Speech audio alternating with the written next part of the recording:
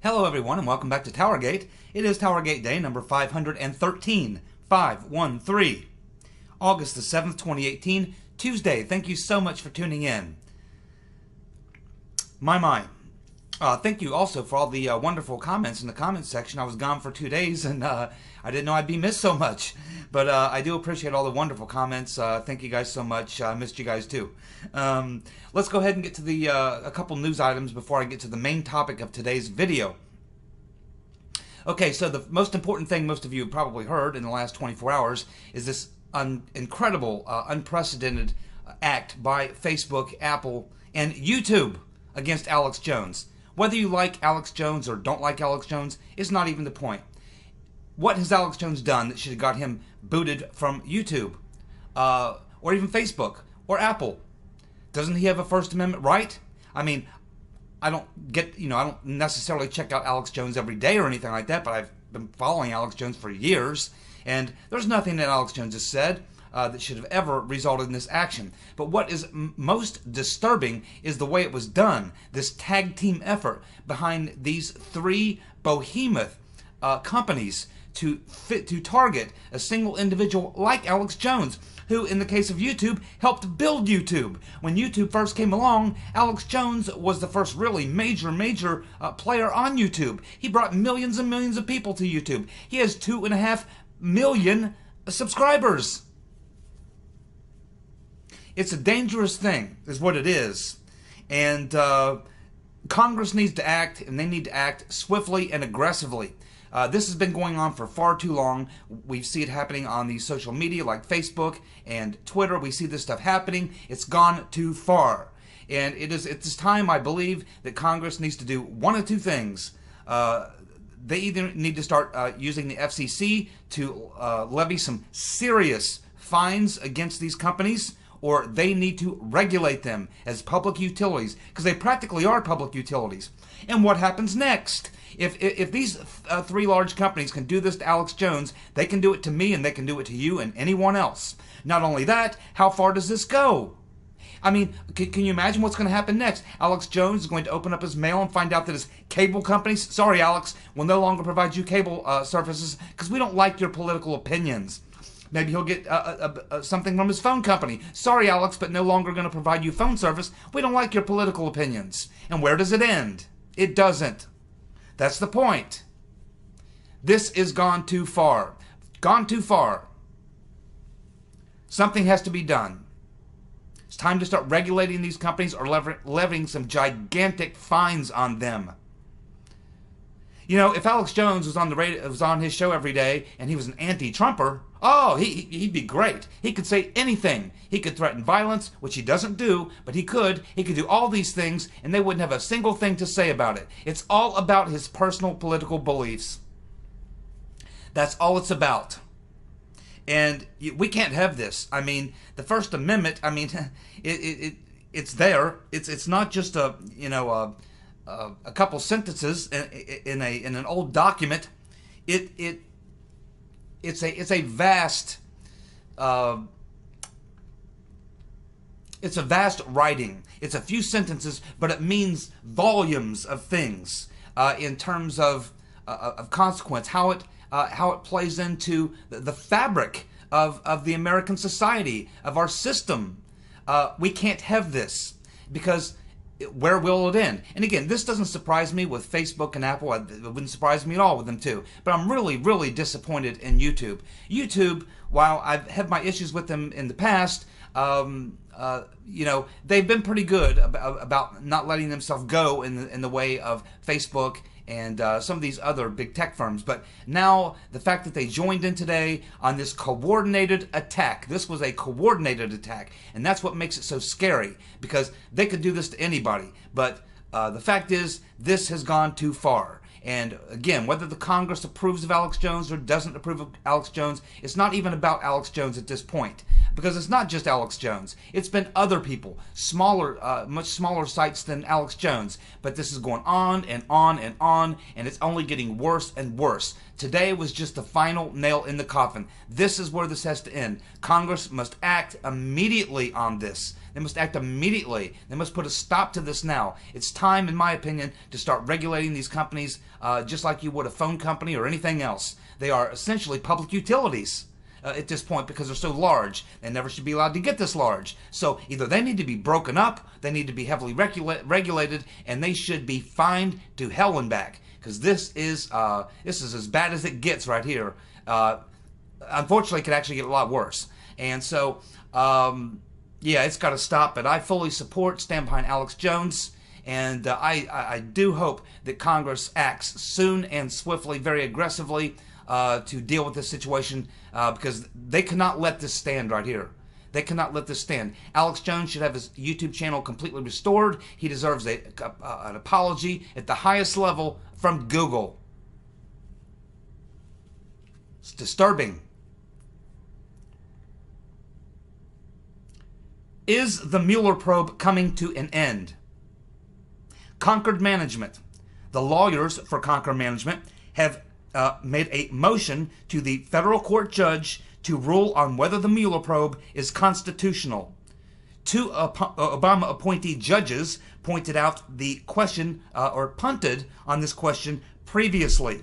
But now, Federal District Court Judge Frederick, who was appointed by Trump, will rule on this question.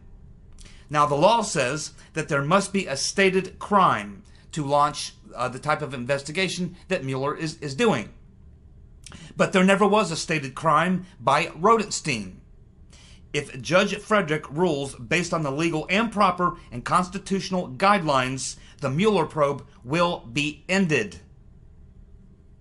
And I've read this now, 2 or 3 times now? I've read the exact word-for-word memo from Rodenstein. We know that Rodenstein told Mueller, hey, you're taking over the existing investigation, which we know was the Crossfire Hurricane investigation, which was all based on lies, lying to the FISA court, the whole 9 yards. It should have been shut down anyway. But what's ironic about this is this Concord Management, these are the trolls that Mueller filed the charges against, thinking that they would never even show up and appear in court. But they did show up and appear in court, or the lawyers did on their behalf, and of course they challenged it, and they've actually been winning this case all along, making Mueller and his team look stupid. But now they're raising a real issue, and they're actually looking at the letter of the law for when you appoint a special counsel. You know, and what you have to do is you actually have to say, here is the crime that you are actually going to be investigating. But that's not what you see in the Rosenstein memo. What you see from Rodenstein is you see him basically giving Mueller the ability to go after individuals and look for a crime. You can't do that. This thing should have been shut down a long time ago by Sessions. Congress needs to act immediately on this as well. They need to shut this whole thing down. But I'll tell you what, if Judge Frederick is going by the letter of the law, and he actually looks at the special counsel law, this Mueller probe should be shut down. It was illegal from the very beginning. And even before Mueller, the whole thing that was kicked off was illegal. And a lot of these people are going to prison as a result of it.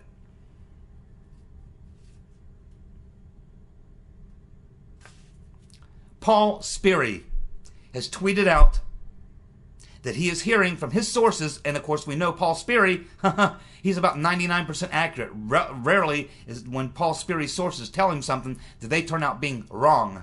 He's usually right. And his sources are telling him, according to his tweet, that Trump is going to declassify the Carter Page FISA, the 20 pages that Nunes and those guys have been asking for, that he is going to declassify that, as well as possibly those 12 302s, the interviews of Bruce Orr by the FBI regarding his meetings with Christopher Steele. So this will be a major move in the right direction. Yes, Trump needs to declassify it all.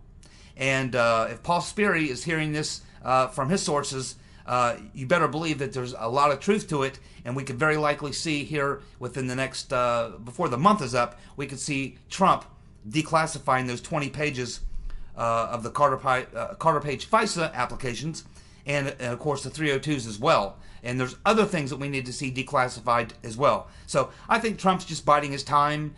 He's got a plan. Believe me, this stuff's all going to come out. It's not going to remain hidden. But that's very good news, and I think there's been considerable pressure put on Trump to do it. He's been avoiding it. He's had people around him telling him not to do it. But I think eventually, I think what Paul Sperry is hearing, that Trump understands this. He's hearing it when he goes to his rallies. And I think that he is probably, I agree with Paul Sperry, and I have no real sources, but I agree that this is something we're probably going to see happen in the next couple of weeks.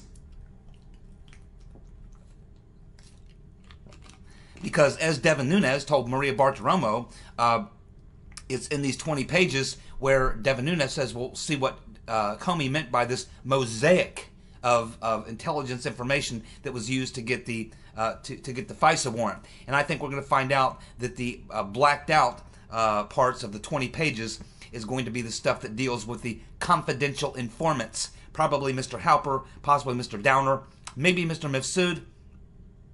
And I think that that's what we're going to learn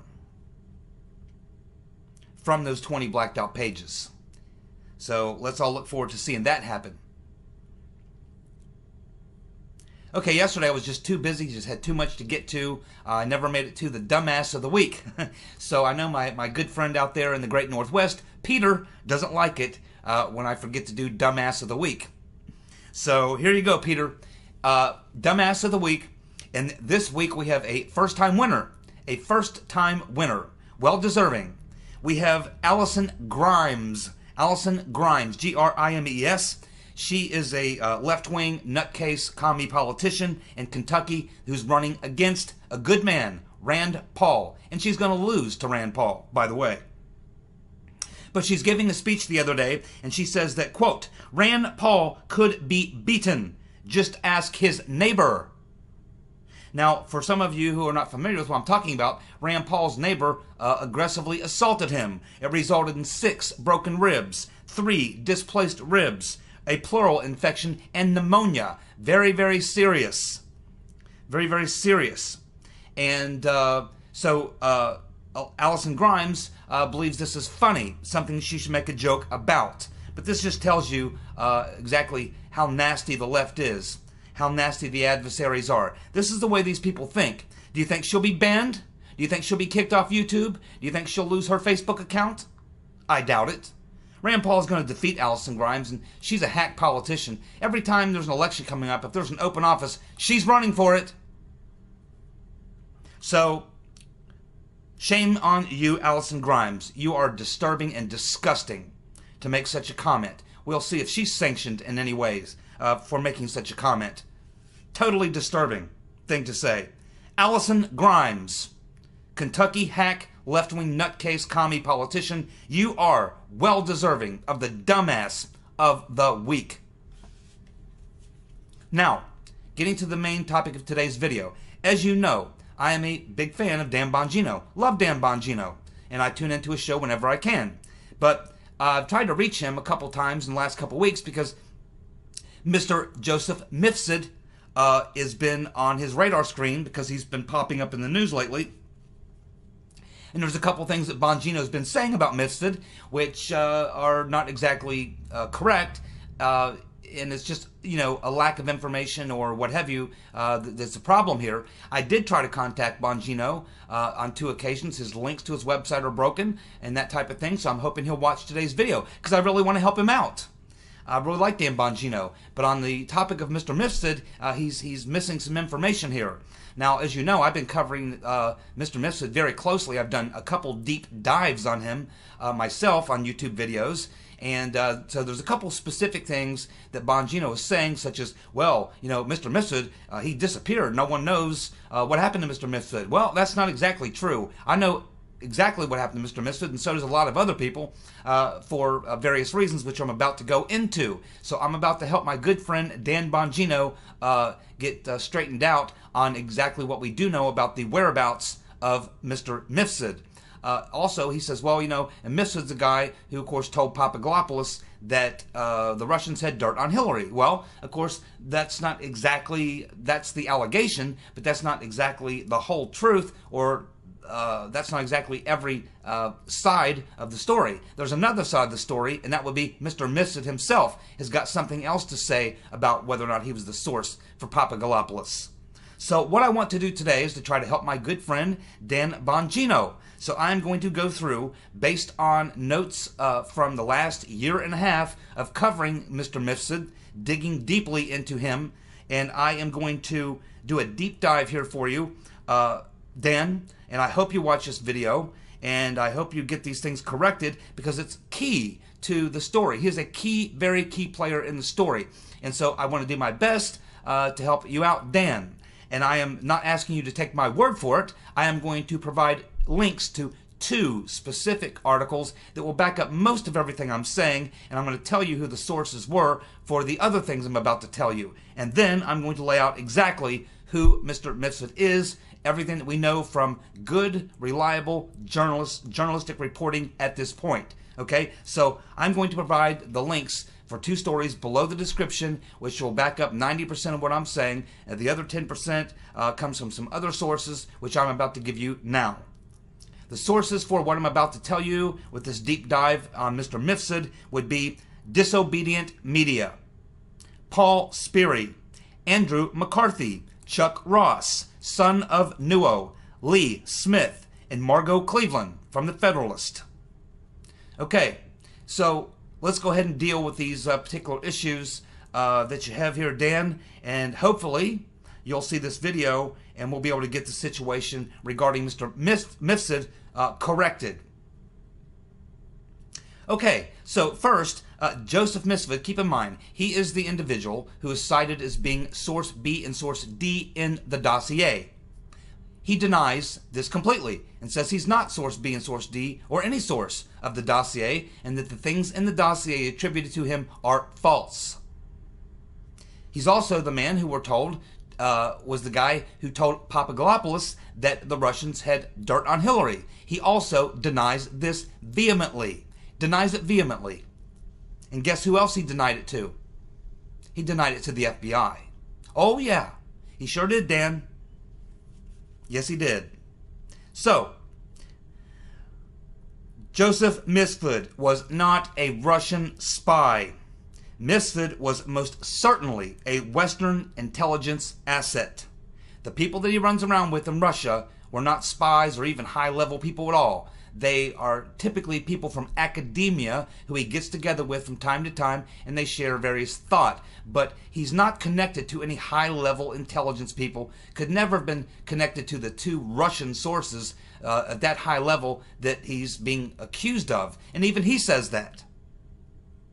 Mifsud has had a close relationship and has been photographed with Claire Smith. She is a major figure in British intelligence. She is the person who screens agents for British intelligence. Both Claire Smith and Mifsud are residents of Link University in Rome, where Western spies are taught the spycraft. Western spies from all over the Western governments, the United States, the CIA, MI5, MI6, Italian intelligence, German intelligence, almost all of these Western intelligence agencies send their spies to Link University in Rome, Italy to be trained. Mr. Mifsud has been a lecturer there for almost 20 years. And there was a photo of him and Claire Smith posing for a photo at Link University. And I believe it was in 2016.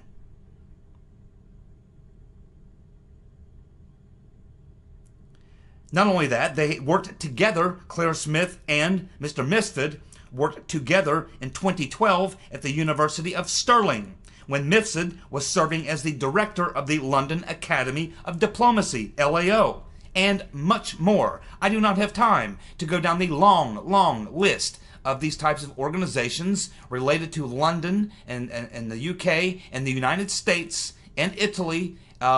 I do not have time to go down the very long list of all the organizations that Mifsud belongs to, that puts him into direct contact with Western intelligence and foreign policy groups and things and such. But he is very connected to Western intelligence, the diplomatic corps, foreign policy people, and things and such. The only real connections he has with Russians is the kind of the intellectual circuit and people like that, but not connections to high-level government officials or intelligence. Mr. Mifsud is not a Russian agent. He is almost certainly a Western intelligence agent, if anything. Mifsud is clearly a familiar figure among the upper echelon of the UK intelligence community and foreign policy establishment. In fact, Mifsud was photographed as recently as October 2017 as he was laughing and conversing with Boris Johnson. This is 9 months after Mifsud's name was made public by the Washington Post at a time when Mifsud was supposed to be missing. Dan?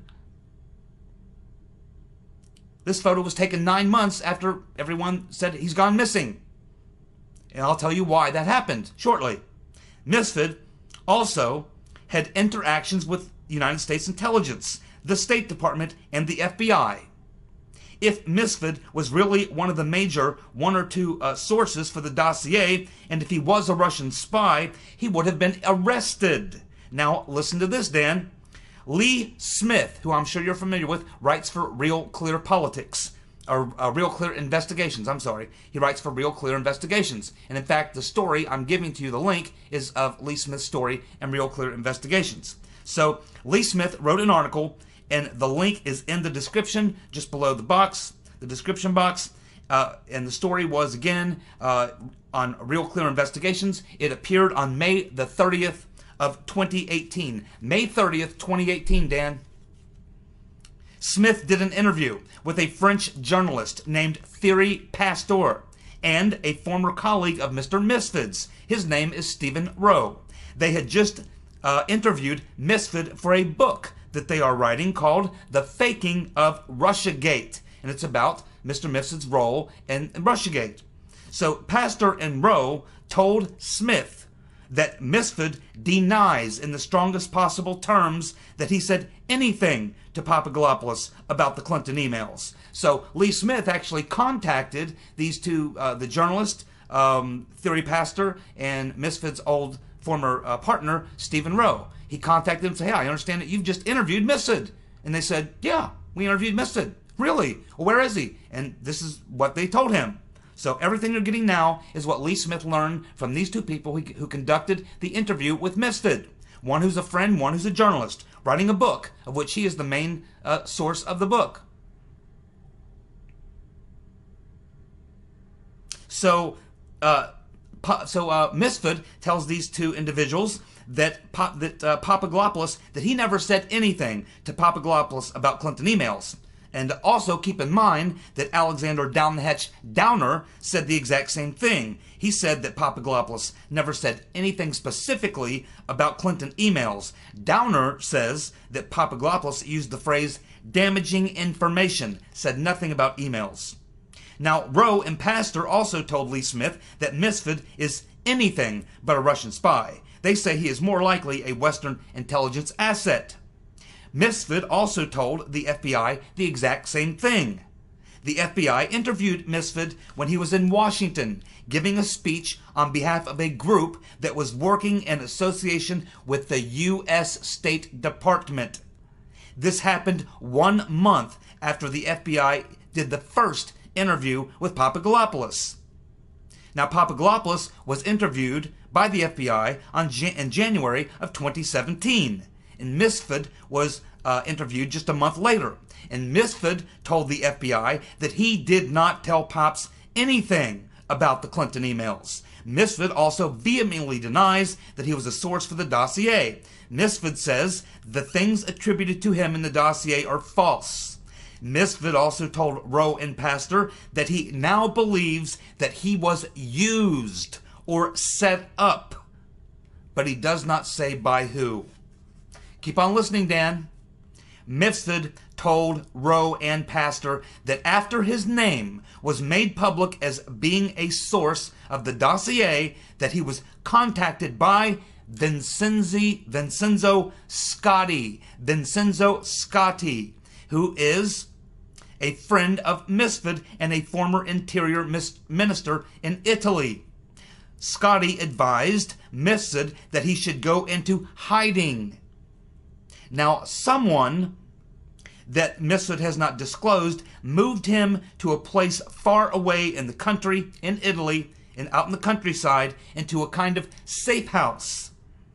In December of, now he was cut off. He had no communications, nothing like that. He couldn't talk to anybody. They were trying to keep him low profile. So as a result of that, he kind of went nutty. And in December of 2017, Mifsud actually had a nervous breakdown from the pressure he was under from being cut off from the world.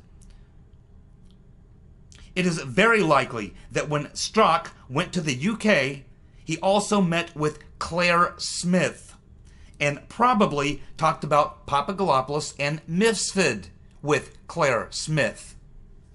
Oh, Dan, just so you know, the current president of Link University, where they train spies, the spy school in Rome, is the president there is Vincenzo Scotti. He is also an investor. He owns 5% of Link University. And of course, the guy who told, he's the guy who told Mifsud, of course, his friend, to get lost, to go into hiding. Now, you might also want to keep in mind that it was that Christopher Steele met with the FBI in July of 2016 in Rome, Italy. But we now know, Dan, that the FBI actually began working with Steele, or at least communicating with him, as early as February 2016. So we've been told up to this time that Christopher Steele came into the picture after Confusion GPS was hired by the Rotten Reverend Clinton. Then they hired Christopher Steele. That would have been late April, early May of 2016. But from recent FBI documents that have been released, despite the heavy redactions, we can now see that the FBI was at the very least communicating with Steele in February 2016, and may have in fact already begun working with him in February 2016, not April, after Fusion GPS and all that came into play. So even before the Rotten Reverend Clinton and the DNC began working with Fusion GPS and Christopher Steele, he was already in cahoots with the FBI.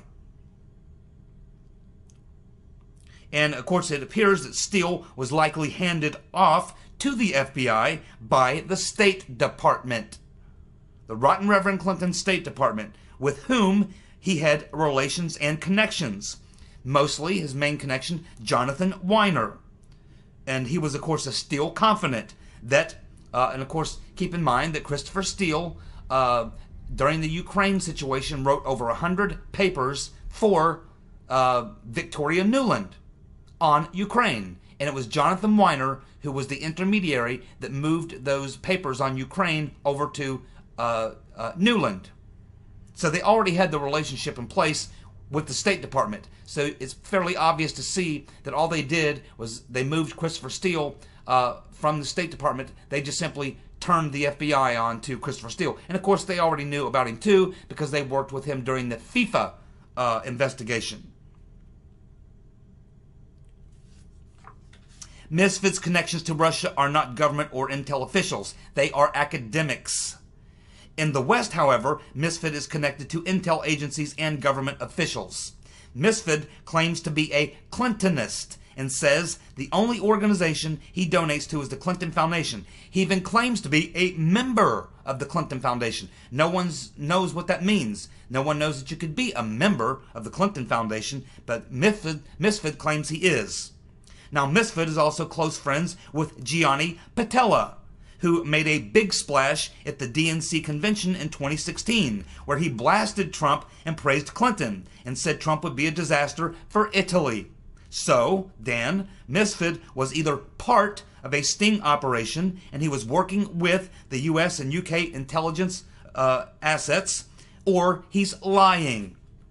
And he was used as the cat's paw. The cat's paw being a term meaning a person used by someone else to carry out a job for ends and results of which he was unaware. Exact same thing that Clovis says, that Papadopoulos says, the same thing. These guys are all saying the same thing, that they look back on it in hindsight and they realize that they were used, that they were played.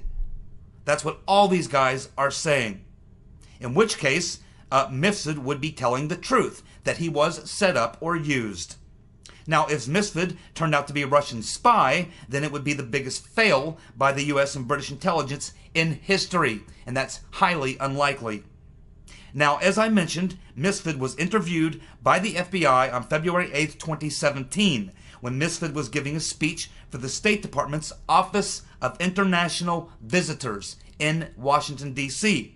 Now, it is likely that the FBI had Mifsud appear at the event as a cover, so that he could be used as a plant or as part of the setup to frame Papadopoulos.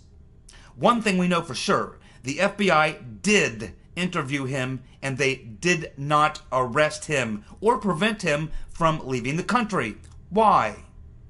In looking at the recently released FISA on Carter Page, we see no evidence that the FBI mentioned anything about Mifsud by name to the FISA court, nor did the Department of Justice.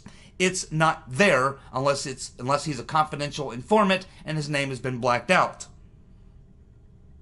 But we have the memos dated from the time that Papadopoulos and Mifsud were being interviewed by the FBI, and there is nothing about Mifsud's interview. And that's a problem, because Mifsud says that he told the FBI that he said nothing about Hillary Clinton's emails to Papadopoulos. That should have been brought to the attention of the FISA court. They should have been made aware of that. But they were not. Why not? Nowhere in the FISA that we've seen so far did they say, yeah, and we also had a confidential informant named Mr. Mifsud, who we really like and trust him a lot. And he says he didn't say that stuff to Papadopoulos about the Russians having Hillary's emails, and said he knows nothing about it. That would have been exculpatory evidence. Never mentioned. And that may have killed the FISA warrant. Maybe that's why they said he had to go into deep hiding. Now, it is certainly possible that Mifsud is one of those confidential informants, and that he has not been named, and the DOJ did inform the FISA court and only referred to Mifsud as a confidential informant, but they did not name him. Now, this fact will eventually be known if the investigation moves forward. And, in my opinion, when we do get to the bottom of this, with Mr. Mifsud, I think that we're going to learn that he was a State Department asset that was steered toward the FBI by Brennan, British intelligence, and friends of the rotten Reverend Clinton. Now, this was a short dive into Mr. Mifsud. I could have gone on for another hour with the material I have that I've put together over this long period of time.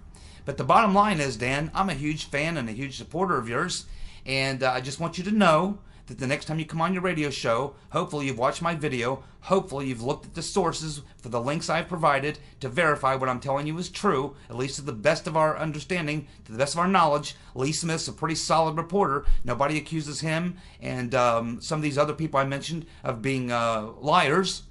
And so you can check this out for yourself, but the bottom line is, Dan, that we do know exactly when Mifsud disappeared. We know why he disappeared. We know where he disappeared to. We know who told him to disappear. We know that he had a nervous breakdown as a result and actually traveled to London and attended a couple galas because he was photographed with people like Boris Johnson and others 9 months after he was supposedly in hiding. We know that his ties are to Western intelligence and not Russian intelligence. And we know that he denies being a source of the dossier. He denies saying anything to Papadopoulos about having Hillary Clinton emails. So that is what we know about Mr. Mifsud. And he's not a Russian, by the way. I believe he's Maltese. But he lives primarily, he's an Italian. He primarily lives in Italy. But he works and spends a lot of time in the UK, travels around in the UK, and clearly he comes to the United States from time to time because he's connected to all kinds of organizations that are connected to the U.S. State Department. And 2 weeks after, 2.5, 3 weeks after they interview Papadopoulos, all of a sudden he pops up in Washington, D.C. giving a speech. They don't arrest him. They don't charge him. They do interview him. He tells them that he wasn't the source of the dossier. He tells the FBI that he wasn't the one that told Papadopoulos about emails. Yet, you never see it appear anywhere in the FBI documents, in the FISA application, or anything. Nothing. That would have been exculpatory evidence. Doesn't show up. Maybe we'll learn when we get all the redacted stuff that maybe he was a confidential informant. But still, even if he was, they didn't present that evidence to the FISA court. So, a lot of explaining to do. He's still a bit of a mysterious guy. I still don't 100% know where we can trust him or not. Maybe he's lying, maybe he's telling the truth. I don't know. But we do know where he is, where he's been, and what he did during that time that he supposedly was disappeared. So there you go, Dan. I certainly hope you'll check my information and get it all straightened out. Thanks so much for tuning in. You guys have a good night, and I'll be back tomorrow. See ya. Bye.